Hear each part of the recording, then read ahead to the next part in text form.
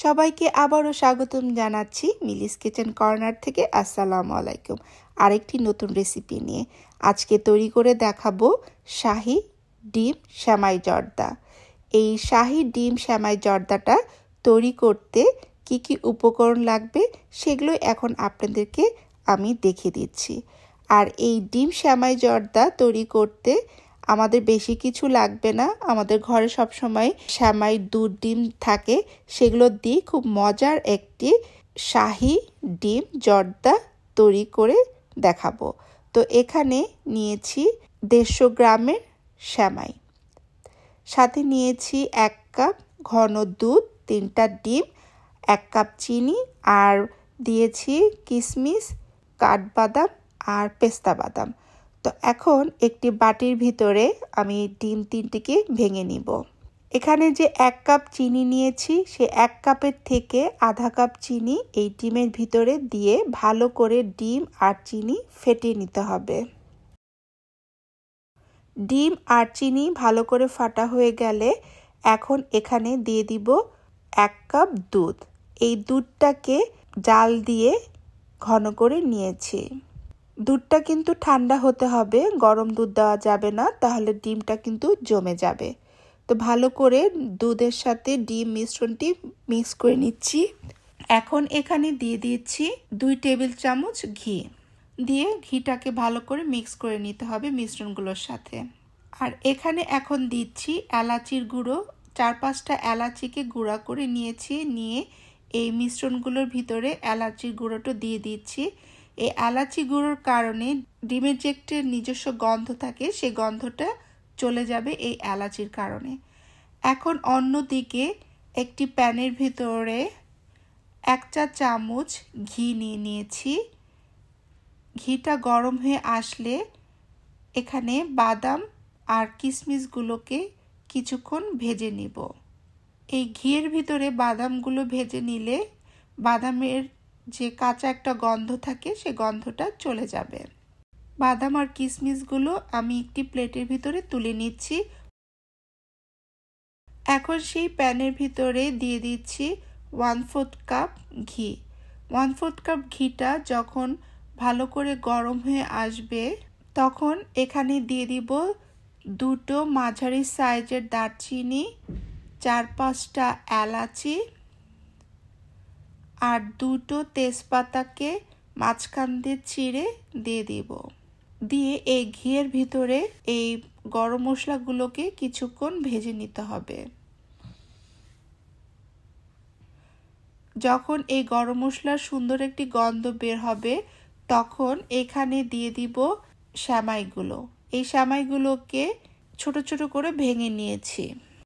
এখন এই সেমাইগুলোকে ঘিয়ের ভিতরে খুব ভালো করে ভেজে নিতে হবে। মিডিয়াম আঁচে এই সেমাইগুলোকে ভেজে নিতে হবে। খেয়াল রাখতে হবে সেমাইগুলো যেন পুড়ে না যায়। এখন এই সেমাইগুলোর ভিতরে বাকি আধা কাপ চিনিগুলো দিয়ে দিচ্ছি। দিয়ে ভালো করে সেমাইয়ের সাথে মিক্স করে নিতে হবে চিনিগুলো।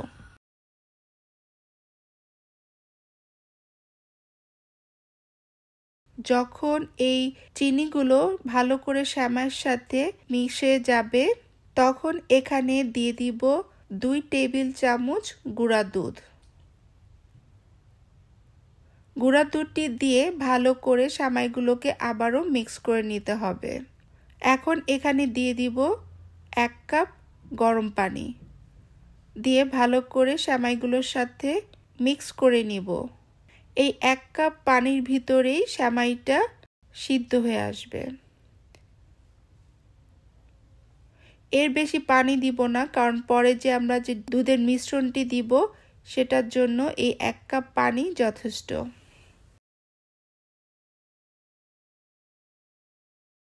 তো এখন এই সেমাইটাকে ঢেকে দিব সেমাইগুলো সিদ্ধ হওয়ার জন্য। ঢাকনাটি উঠিয়ে সেমাইগুলোকে ভালো করে নেড়ে দিব। আর এখানে আমি সামান্য পরিমাণ লবণ দিয়েছি। মিষ্টির ভিতরে সামান্য পরিমাণ লবণ দিলে সেই মিষ্টির ভালো একটা টেস্ট আসে। তো এখন এখানে দিয়ে দিচ্ছি অর্ধেকটা বাদাম আর কিশমিশ, দিয়ে ভালো করে সেমাইয়ের সাথে মিক্স করে দিচ্ছি। সেমাইটি আধা সিদ্ধ হয়ে এসেছে, আবারও ঢেকে দিচ্ছি বাকি সিদ্ধ হওয়ার জন্য। এখন এখানে দিয়ে দিব দুধ আর ডিমের মিশ্রণটি, দিয়ে ভালো করে নাড়াচাড়া করে দিচ্ছি। এখানে জালটা কিন্তু মিডিয়াম টু হাই আঁচে থাকবে, আর কন্টিনিউ কিন্তু নাড়তে হবে যেন ডিমটা দলা পাকা না হয়ে যায়। নাড়তে নাড়তে ডিমটা খুব সুন্দর একটা দানা দানা তৈরি হয়ে আসবে, এজন্য এখানে কন্টিনিউ নাড়াচাড়া দিতে হবে, আর খেয়াল রাখতে হবে যেন নিচে লেগে না যায়। এভাবেই নাড়তে নাড়তে আস্তে আস্তে এই দুধ আর ডিমের মিশ্রণটি শুকিয়ে আসবে। এখন দেখে মনে হচ্ছে সেমাইগুলো মনে হয় বেশি সিদ্ধ হয়ে যাবে বা গলে যাবে, সেটা কিন্তু হবে না। আস্তে আস্তে এই ডিমগুলো সুন্দর একটা দানা দানা হয়ে আসবে এবং সেমাইটা কিন্তু সুন্দর ঝরঝরা হতে থাকবে। এখন এখানে দিয়ে দিচ্ছি আবারও 1 টেবিল চামচ ঘি, দিয়ে ভালো করে নাড়াচাড়া করে দিব।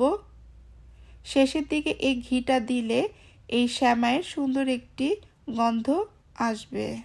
তো সেমাইটাকে আমি এখন ঢেকে দিচ্ছি 10 মিনিটের জন্য। 10 মিনিট পরে সেমাইগুলোকে আবারও ভালো করে নাড়াচাড়া করে দিব, আর বাকি যে বাদামগুলো ছিল এখন এখানে দিয়ে দিচ্ছি।